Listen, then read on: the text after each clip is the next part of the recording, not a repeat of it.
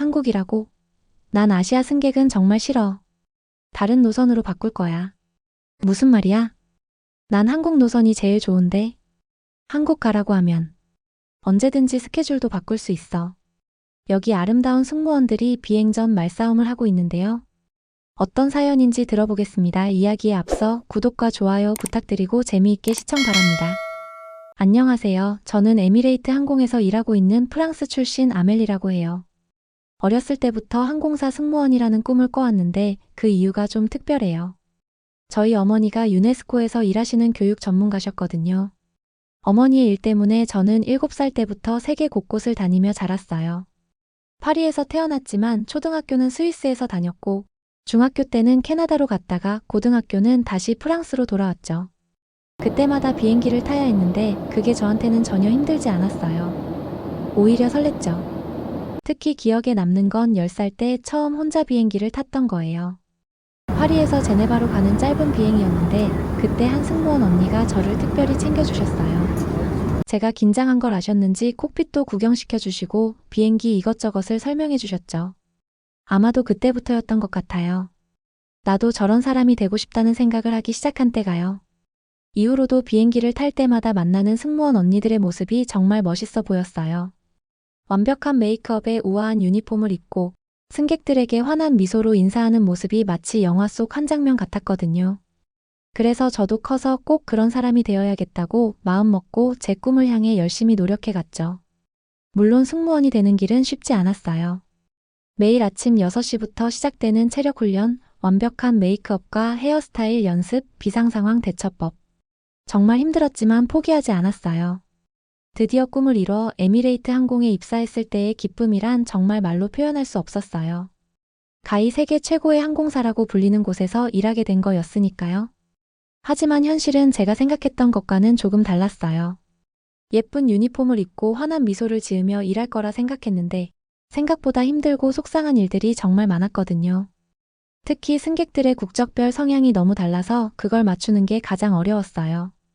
저희 에미레이트 항공은 전 세계 150개가 넘는 도시를 운항하고 있어서 정말 다양한 나라의 승객들을 만나게 되죠. 그러다 보니 승무원들 사이에서는 비공식적으로 국가별 승객 프로파일링이라는 게 있을 정도였어요. 처음에는 이런 프로파일링은 잘못된 편견이라고 생각했고 모든 승객을 동등하게 대해야 한다고 생각했지만 시간이 지날수록 특정 국적의 승객들이 많이 타는 날이면 마음이 무거워졌어요. 특히 중동 승객들의 경우에는 여성 승무원을 무시하는 경향이 있어서 정말 힘들었어요. 기내 서비스를 요구할 때도 남자 승무원만 찾는다거나 여성 승무원의 말은 아예 듣지도 않으려고 했어요. 러시아 승객들도 상당히 까다로웠어요. 술을 너무 많이 마시려고 하고 취하면 목소리도 커지고 난동을 부리는 경우가 많았거든요. 한 번은 모스크바행 비행기에서 러시아 남자 승객이 너무 취해서 다른 승객을 때리려고 한 적도 있었어요. 그땐 정말 무서웠어요. 하지만 가장 힘들었던 건 역시 미국인 승객들이었어요. 그 중에서도 절대 잊을 수 없는 사건이 있어요. LA행 퍼스트 클래스에서 있었던 일이에요. 보통 퍼스트 클래스 승객들은 매너가 좋고 조용한 편인데 그날은 정말 달랐어요. 미국인 한 사업가가 자신의 강아지를 데리고 탑승했는데 비행기가 이륙하기도 전부터 문제가 시작됐죠. 강아지가 끊임없이 짖어대는데도 주인은 전혀 신경 쓰지 않았어요. 오히려 다른 승객들이 강아지를 쳐다보기만 해도 화를 내더라고요. 내 강아지는 스트레스를 받으면 안 돼. 다들 쳐다보지 마. 라고 신경질적으로 말하면서요. 그런데 정작 본인은 강아지를 진정시키려는 노력조차 하지 않았어요. 문제는 거기서 끝나지 않았어요. 식사 서비스를 시작했을 때였죠. 그 승객은 자신의 강아지에게도 퍼스트 클래스 기내식을 달라고 요구했어요. 이 강아지가 얼마나 비싼 강아지인 줄 알아? 캐비어 정도는 먹여줘야지. 라면서 막무가내로 소리를 지르기 시작했죠. 제가 반려동물용 전용 간식이 있다고 설명드렸더니 그걸로는 부족하다면서 자기 음식을 강아지 그릇에 덜어주기 시작했어요. 그러다가 자기가 실수로 레드와인을 쏟았는데 그걸 저희 책임이라고 하면서 소송하겠다고 협박까지 했죠. 진정이 안 되는 그 미국인 승객을 달래기 위해서 저희 승무원들은 정말 많은 노력을 했어요. 기장님까지 나와서 설득을 시도했지만 그 승객은 계속해서 난동을 부렸죠. 결국 다른 승객들까지 불편을 호소하기 시작했고 저희는 착륙 후 공항 경찰에 신고할 수밖에 없었어요.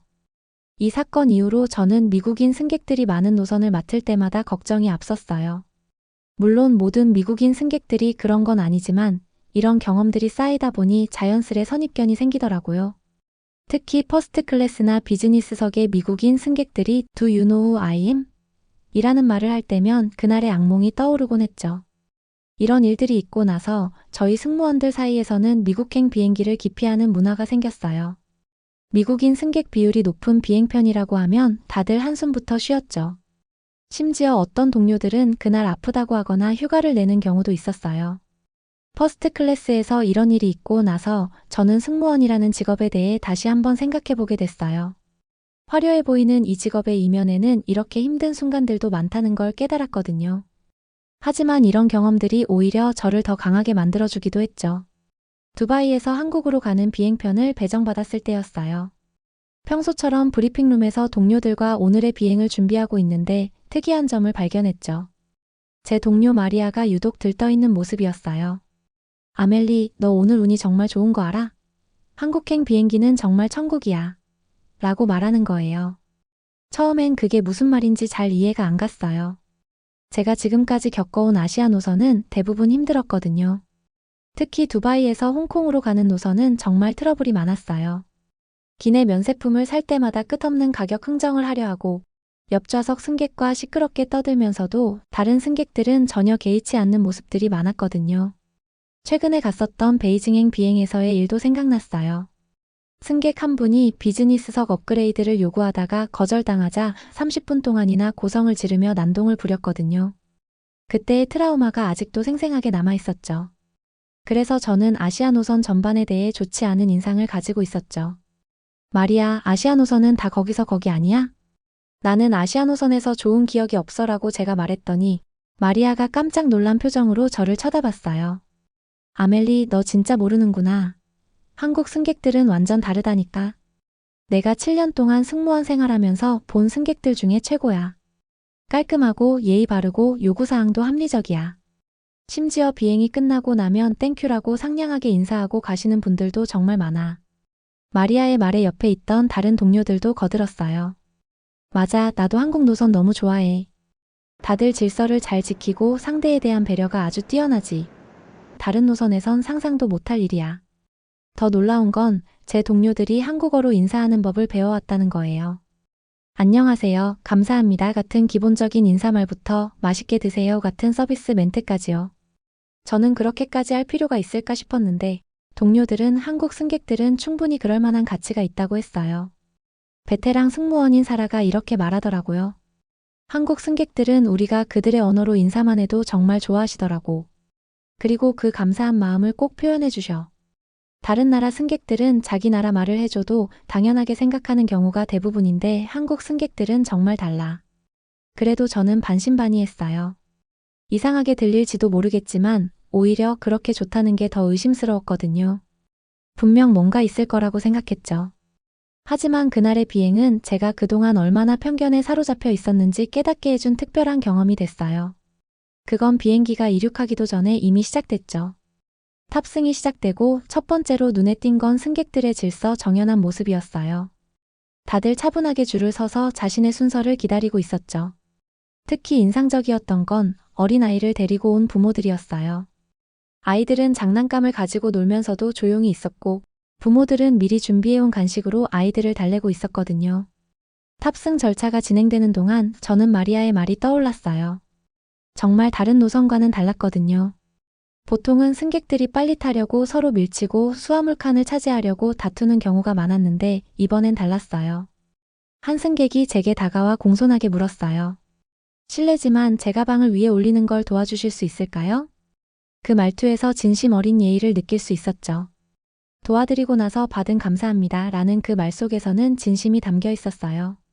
이륙 준비를 하면서도 특이한 점들이 계속 눈에 띄었어요. 비상구 좌석에 앉으신 분들은 제가 안전수칙을 설명할 때 진지하게 경청하셨고 심지어 메모까지 하시는 분도 계셨죠. 기내 안전 영상이 나올 때도 달랐어요. 보통은 대부분의 승객들이 영상을 무시하고 각자 할 일을 하는데 이번엔 달랐죠. 대부분의 승객들이 실제로 영상을 보고 계셨어요.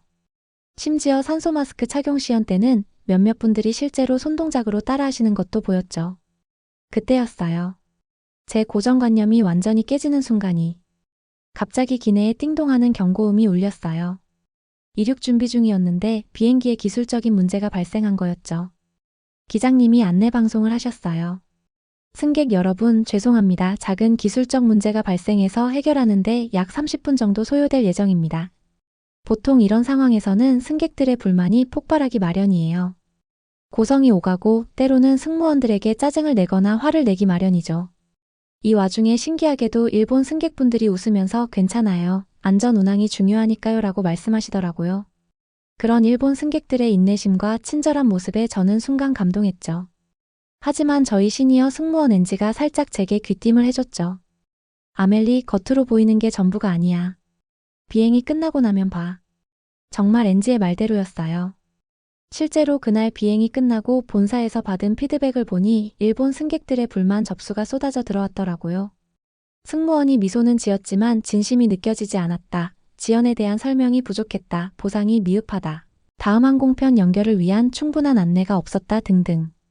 정말 세세한 부분까지 자세하게 적어서 보내왔더라고요. 앞에서는 미소 짓던 분들이 뒤에서는 전혀 다른 모습을 보이는 거예요. 엔지는 나중에 이런 말을 해줬어요. 일본 승객들은 항상 이런 식이야. 직접적인 대면에서는 절대 불편한 내색을 하지 않아. 하지만 본사로 들어오는 컴플레인의 70%가 일본 승객들이야. 반면에 한국 승객들은 불만이 있으면 그 자리에서 바로 말씀하시고 해결되면 더 이상 문제 삼지 않으시지. 한국 승객들은 진짜 달랐어요. 처음부터 끝까지 일관된 태도였죠. 그리고 비행이 끝난 후 받은 피드백은 오히려 더 긍정적이었어요. 어려운 상황에서도 승무원들이 최선을 다해주셔서 감사했다. 안전을 위한 결정이라 이해한다. 승무원들의 친절한 태도가 인상적이었다. 이런 내용이었어요. 이 경험은 제게 큰 깨달음을 주었어요. 겉으로 보이는 친절함이 진짜 친절함은 아니라는 거죠. 오히려 솔직하게 자신의 의견을 표현하고 문제가 있을 때는 그 자리에서 해결하려 노력하는 한국 승객들의 모습이 훨씬 더 진정성 있게 느껴졌어요. 한국 승객들은 긍정적인 피드백만 주신 것이 아니라 그날 비행기 안에서의 행동도 남달랐어요. 지연 상황을 설명드렸을 때도 당연히 기다려야지요. 안전하게 출발해야 하니까요 라며 이해해 주셨고 승무원분들도 힘드시겠어요 라면서 오히려 저희를 걱정해 주셨어요. 더 놀라웠던 건 한국 승객 한 분이 다른 외국인 승객들에게 지연 상황을 영어로 설명해 주시는 모습이었어요. 저희가 해야 할 일을 그분이 자발적으로 도와주신 거였죠. 그땐 정말 감동받았어요. 또 다른 한 승객은 오히려 저희를 걱정하며 말씀하셨죠. 승무원님, 너무 죄송해하지 마세요. 안전이 가장 중요하니까요. 다른 승객분들도 고개를 끄덕이며 동의하셨어요. 30여 분 동안 승객들은 각자 준비해온 책을 읽거나 조용히 음악을 들으셨어요. 어떤 분들은 옆자리 승객과 작은 목소리로 대화를 나누기도 했죠. 한 아이가 울음을 터뜨렸을 때는 주변 승객들이 오히려 아이 엄마를 다독여주는 모습도 보였어요. 아이의 아빠는 아이가 울음이 그친 후에 주변에 민폐를 끼쳤다고 연신 사과를 하시면서 같이 탑승한 탑승객들에게 과자를 선물하시는 거예요. 승무원인 저희에게도 사과를 하며 과자를 나누어 주시더라고요. 결국 문제가 해결되고 이륙할 수 있게 되었을 때 한국인 승객들은 아무도 불평하지 않았어요. 오히려 여러 명의 승객분들이 수고하셨습니다 라고 말씀해 주셨죠. 제가 지금까지 경험했던 그 어떤 비행과도 달랐어요. 이륙하고 나서 마리아가 제게 다가와 속삭였어요. 이제 알겠어? 이게 바로 우리가 한국 노선을 좋아하는 이유야. 하지만 이건 시작일 뿐이야. 앞으로 더 놀라운 일들이 있을 거야. 저는 그제서야 이해했어요. 제가 가졌던 아시아 노선에 대한 모든 선입견이 얼마나 잘못된 것이었는지를요. 그리고 마리아의 말대로 정말 더 놀라운 일들이 기다리고 있었죠. 비행기가 순항 고도에 오르고 기내식 서비스를 준비하는 동안 저는 계속해서 새로운 발견을 하고 있었어요. 가장 먼저 눈에 띈 건 한국 승객들의 정리정돈 습관이었죠. 기내식 카트를 밀고 가면서 보니 대부분의 승객들이 이미 테이블을 깨끗이 정리해 두신 상태였어요. 평소에는 제가 일일이 요청해야만 정돈을 해주시는 경우가 대부분이었는데 정말 달랐어요. 심지어 몇몇 승객들은 쓰레기를 작은 비닐봉지에 모아두기까지 하셨어요. 그런데 그때 정말 예상치 못한 상황이 발생했어요. 갑자기 기내식 카트가 조금 기울어져서 음료수 한 잔이 승객의 옷에 그만 쏟아지고 말았어요. 제 실수였죠. 순간 식은땀이 났어요. 보통 이런 상황에서는 승객들이 매우 화를 내시거든요. 하지만 그 한국인 승객은 놀랍게도 미소를 지으며 말씀하셨어요. 괜찮아요. 사고는 누구나 날 수 있는 거죠. 제가 수건을 가지고 있으니 걱정 마세요. 오히려 저를 안심시켜 주시는 거예요. 더 놀라운 건 주변 승객들의 반응이었어요. 옆자리 승객은 자신의 물티슈를 건네주셨고 뒷자리 승객은 여분의 담요라도 필요한지 물어보셨죠. 모두가 그 상황을 해결하기 위해 서로 돕고 있었어요. 그리고 그때 제가 미처 생각지 못했던 일이 일어났어요. 제가 실수로 옷에 음료를 쏟았던 그 승객분이 오히려 저를 걱정하시면서 제게 작은 봉투를 건네주셨어요. 승무원님, 이거 드셔보세요. 한국의 전통 간식인데 맛이 달콤해서 긴장도 풀어주고 기분도 좋아져요 라면서 뭔가 예쁘게 생긴 과자 봉투를 주시는 거예요.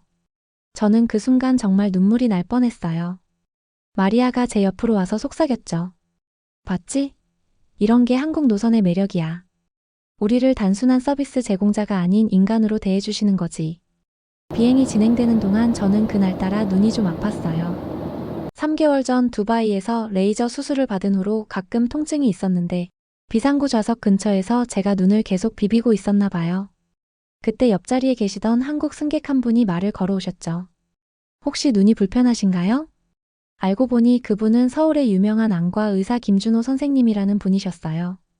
제 증상을 듣고는 걱정스러운 표정을 지으며 말씀하셨죠. 레이저 수술 후 통증이 3개월이나 지속되는 건 정상이 아니에요. 혹시 수술하신 병원에서 어떤 장비를 사용하셨는지 아시나요? 사실 저는 잘 몰랐어요. 두바이는 의료 관광객들이 많아서 수술비가 저렴한 편이라 선택했던 거였으니까요. 김 선생님은 제 눈 상태를 자세히 살펴보시더니 후속 치료가 필요해 보여요. 한국에 계실 때 병원에 한번 들러보시는 게 어떨까요? 라고 제안하셨어요. 처음엔 망설였죠. 하지만 선생님의 따뜻한 미소와 전문적인 설명을 들으니 신뢰가 갔어요. 특히 인상 깊었던 건 제 걱정을 진심으로 해주시는 것 같았다는 거예요. 심지어 자신의 병원이 아닌 제가 머무는 인천공항 근처의 다른 안과를 추천해 주셨어요. 옆에 있던 저희 동료 마리아가 아멜리, 한국 의료진은 정말 세계 최고 수준이야.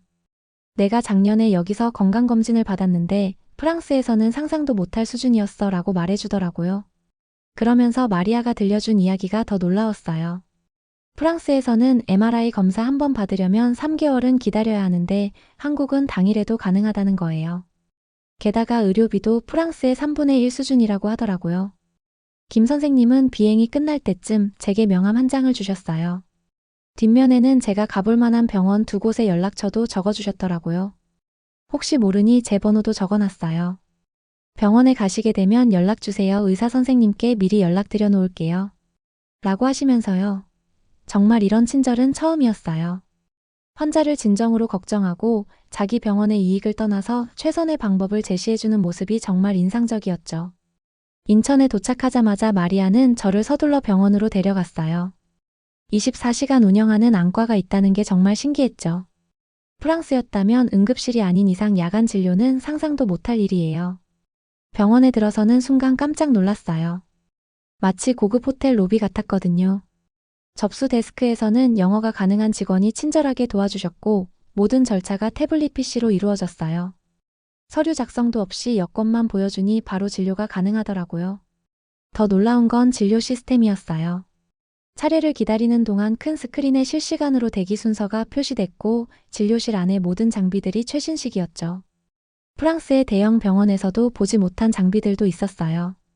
의사 선생님은 제 눈을 정밀하게 검사하시더니 두바이에서 받은 수술의 문제점을 정확히 짚어주셨어요. 레이저 세기가 너무 강했네요. 각막이 손상됐을 가능성이 있어요. 하지만 걱정하지 마세요. 재생치료로 충분히 좋아질 수 있습니다. 치료 과정도 놀라웠어요. 최첨단 장비로 각막 치료를 받는데 전혀 통증이 없었거든요.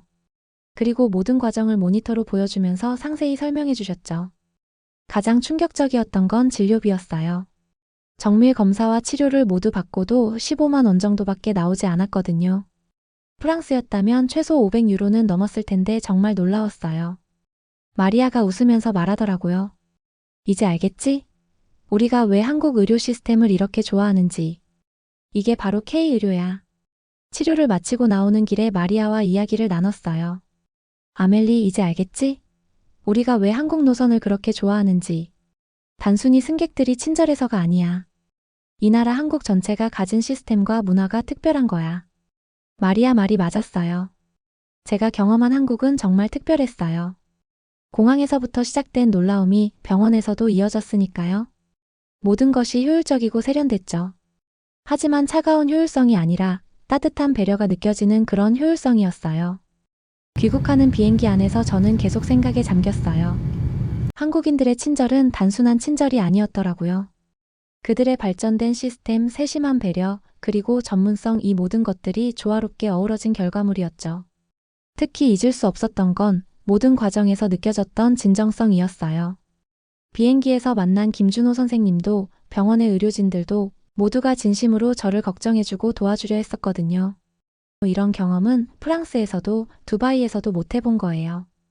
이제는 제가 다른 승무원들에게 한국의 장점을 열심히 설명하는 사람이 됐어요. 출근할 때마다 스케줄표에서 제일 먼저 한국행 비행편을 찾아보고요. 심지어 휴가 때도 서울에 와서 의료검진을 받았다니까요. 제 휴대폰 배경화면은 서울의 야경이에요.